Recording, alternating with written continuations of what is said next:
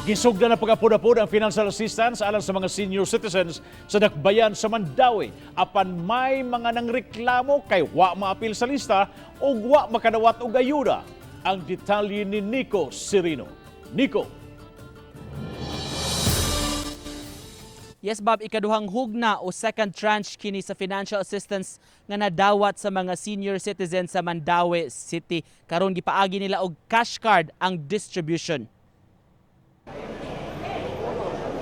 Duha ka barangay ang gipahigayunan kaganiha sa distribution sa cash card kundiin gisulod ang financial assistance. Dungan kini nga gihimo sa barangay Bakilid ug barangay Kabangkalan. Sa Kabangkalan, kinang eksena nga among naabtan. Sa kadaghan sa mga tao gibalik-balik ang pagpahinumdum sa pagtuman sa social distancing.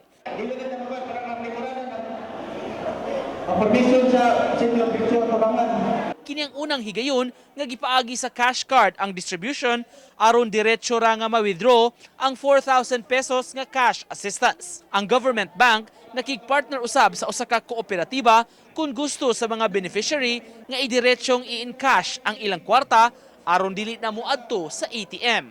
Apan mangayo og 30 pesos nga convenience fee ang kooperatiba. Kaganiha may mga nangreklamo kay wa sila malakip sa nakadawat sa cash card gikan sa bangko bisan pa man kun anaa sila sa master list. Bisan staff mismo sa Office of the Senior Citizens Affairs nakugang nga wa siya malakip sa listahan sa makadawat sa card. Amo na yung gisaligan doon na makapalit may konsumo kay gulang na may wala may mga trabaho. Wala man may amo nga. Ngano daw kuno?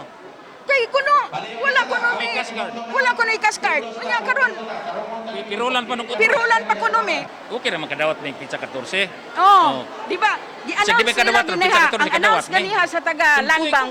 Sa off-cam interview sa tagduma sa bangko, gipasabot nila nga may mga nasayop sa pag-fill up sa form sama sa usa ka email address nga gigamit sa daghan nga mga tawo. Mao nga wa sila makadawat sa card. Hinuon basta kwalipikado, cash ang ihatag sa laing schedule nga gitagana sa City Hall. Sa 14 balik sila diri katungway mga cash cards.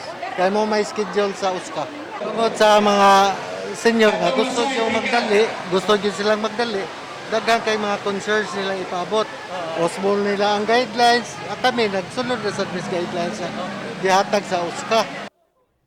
Mga senior citizens ra sa upat ka mga barangay ang maka-avail pinaagi sa cash card distribution samtang ang nahabilin nga mga barangay Bob cash distribution payout ang himuon sa mga barangay halls ug mga gyms hangtod sa Disyembre 17. Awhag sa Mandawi nga mutuman lang sa schedule sa distribution ang mga senior citizens ug mutuman gyud sa tanan nga mga basic health protocols. Bob?